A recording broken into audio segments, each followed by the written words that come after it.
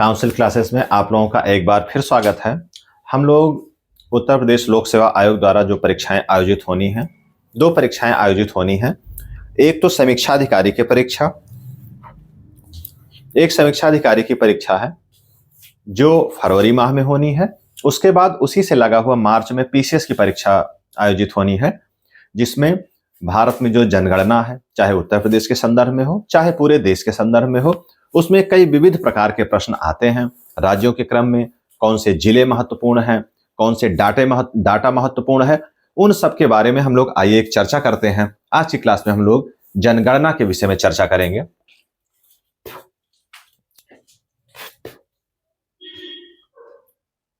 तो हम लोग देखते हैं भारत की जनगणना 2011, क्योंकि 2011 के बाद कोई जनगणना अभी तक नहीं हुई है।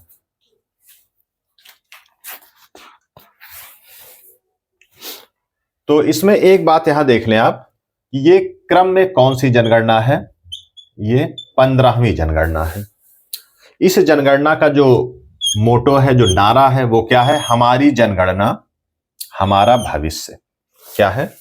हमारी जनगणना हमारा भविष्य। ये प्रश्न पूछा जाता है कि वह वाक्य कौन सा है। उसके बाद देखें कि आर्टिकल 246 जनगणना के बारे में अगर पूछा जाए कि संविधान में कौन सा आर्टिकल है जो केंद्र सरकार को एक अधिकार देता है कि जनगणना के बारे में कुछ वो नियम विनियम बना सके, तो वो कौन सा है? आर्टिकल 246। उसके बाद हम लोग देखते हैं थोड़ा सा जनगणना के इतिहास में।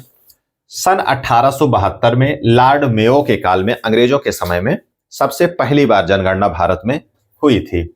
1872 में लॉर्ड मेयो के काल में। अगर नियमित जनगणना की बात करें तो सन 1881 में रिपन के काल में नियमित जनगणना भारत में शुरू हुई थी।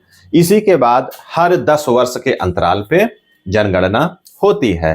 तो इसीलिए 81 से 91 से ऐसे होते हुए 2011 तक ये पहुंची है।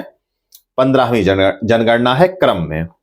अब आते हैं कुछ महत्वपूर्ण फैक्ट पर।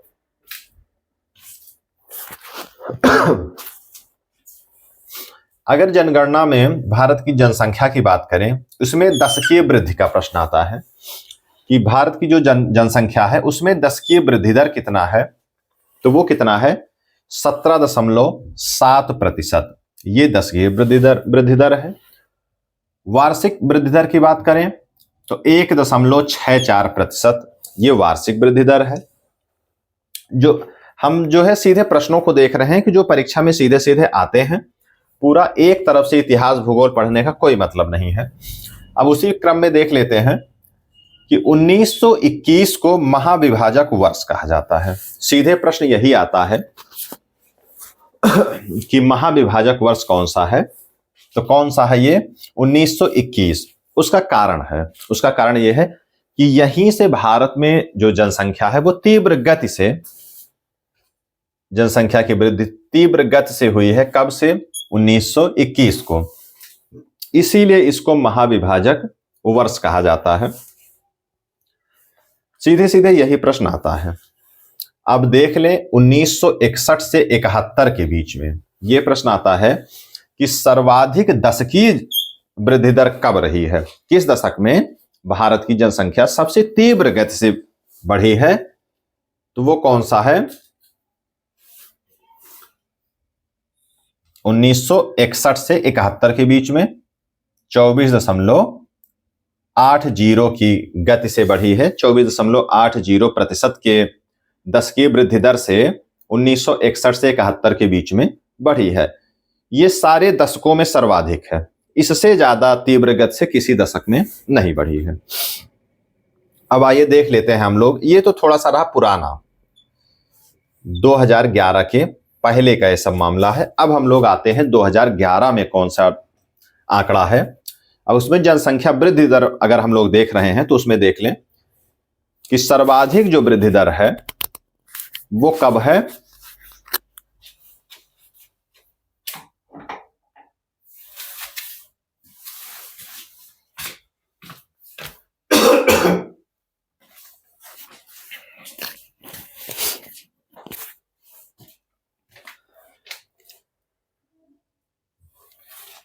राज्यों की अगर बात करें हम लोग, तो दादर नगर हवेली में सर्वाधिक वृद्धि दर है। केंद्र और राज्य दोनों के संदर्भ में अगर हम लोग देखते हैं तो 55.9%, ये सर्वाधिक दशकीय वृद्धि है 2011 में।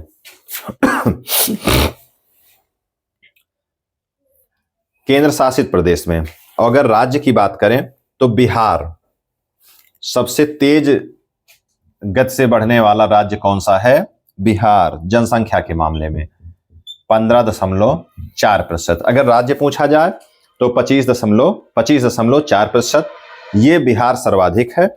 और अगर केंद्र शासित प्रदेश पूछा जाए तो 55.9 दादर नगर हवेली है। और अगर केंद्र शासित राज्य दोनों पूछा जाए तो ये दादर नगर हवेली 55.9%, ये सर्वाधिक रहेगा दशकीय वृद्धि में। किसमें? जनसंख्या बढ़ने की जो दशकीय वृद्धि है उसमें। अगर सबसे कम पूछा जाए तो नागालैंड, राज्य और केंद्र शासित प्रदेश दोनों में मिला करके नागालैंड है, जहां 2011 में सबसे कम गति से जनसंख्या बढ़ी है दशक में। क्या है? -0.6%। मतलब यहां ऋणात्मक रही, बढ़ने के बजाय घट गई। तो ये रहा नागालैंड। अब देखें एक डाटा आप देख ले, सन 2001 में नागालैंड की जो दशकीय वृद्धि दर थी वो कितनी थी? 64.53। मतलब ये 64.53 की गति से यहां जनसंख्या वृद्धि हुई थी।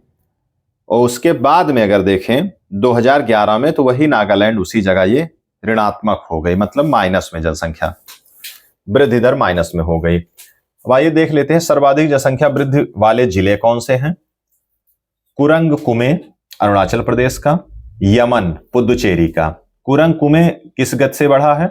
111.01% की दशकीय वृद्धि दर यहां रहा। और पुदुचेरी का जो यमन है, यमन में 77.15। ये दो जिले हैं जहां जनसंख्या वृद्धि दर सर्वाधिक रही। अब न्यूनतम की बात कर लें तो लांगलेम और किफरे दोनों नागालैंड के हैं, -58.39 और -30.50। अब नागालैंड जब टोटल ही माइनस में है तो उनके जो राज्य हैं, जो जिले हैं, उसके जो जिले हैं उनकी माइनस में ही रहनी है। तो ये दो जिले हैं जहां माइनस में है, लांगलेम और किफरे। ये महत्वपूर्ण नहीं है, आप नाम जाने। कुरंग कुमे और यमन ये सर्वाधिक जिले हैं, और लांगलेम और किफरे क्या हैं? न्यूनतम है, जहां की ऋणात्मक रही है। ये नागालैंड के दोनों जिले हैं। अब हम लोग आते हैं लिंगानुपात पे। 2011 की जनगणना के संदर्भ में भारत का जो लिंगानुपात है वो कितना है? 943। पिछली साल कितना था? 933। थोड़ा सा जानते रहे, पिछली साल कितना था? 933। 2011 में कितना है?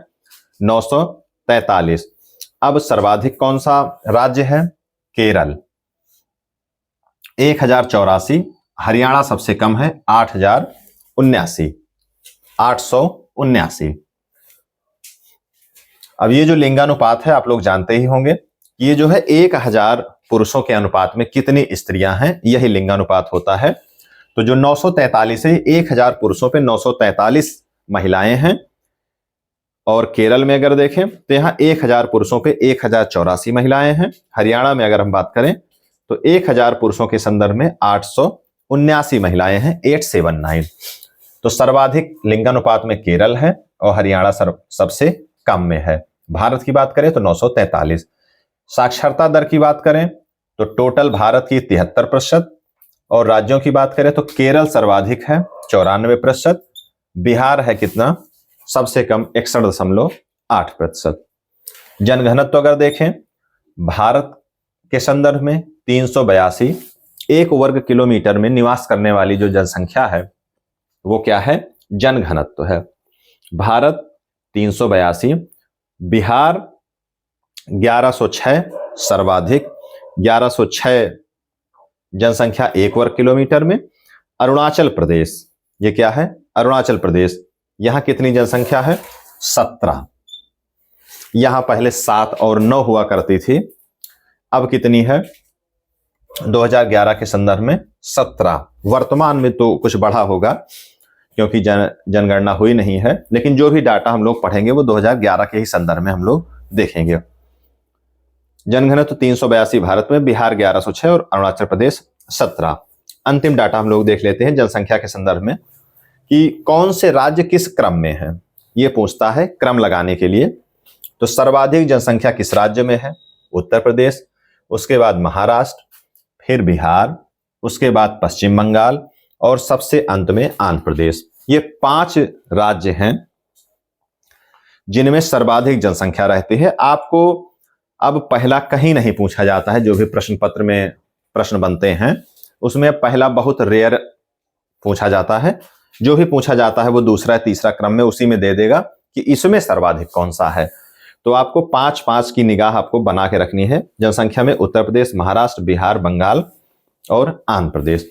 तो इस तरीके से हम लोगों ने एक सरसरे तौर पे जनसंख्या के बारे में जो अति महत्वपूर्ण प्रश्न है, जो सबसे ज्यादा प्रचलित प्रश्न है, जो सबसे महत्वपूर्ण और प्रचलित डाटा है, उनको हम लोगों ने देख लिया है। इसी के बाद इसका एक नेक्स्ट वीडियो होगा, उसमें हम लोग जैसे जनसंख्या में यहाँ हमने 5 देखा है, उसी तरह जो भी डाटा है उसमें 5-5 राज्य, 5-5 जिले, कौन से सर्वाधिक है, कौन से कम है, क्योंकि जो क्रम पूछता है वो नंबर 1 वाला ना पूछ करके 2, 3, 4 से स्टार्ट करता है। जैसे यही जनसंख्या में पूछ लिया गया कि इनमें सर्वाधिक जनसंख्या किसकी है, महाराष्ट्र, बिहार, बंगाल, आंध्र प्रदेश, यूपी गायब कर दिया। ये सबको पता है कि यूपी सर्वाधिक है, यूपी महाराष्ट्र दोनों गायब कर दिया, अब उसने 4 दे दिया। अब इसी में लोग कंफ्यूज हो जाते हैं। तो अगले वीडियो में हम लोग इसके बारे में थोड़ा सा विस्तार से डिस्कस करेंगे। एक सामान्य रूपरेखा हमने इसमें चर्चा कर दी है। तो आज की क्लास जनगणना और जनसंख्या के संदर्भ में इतनी ही रहेगी।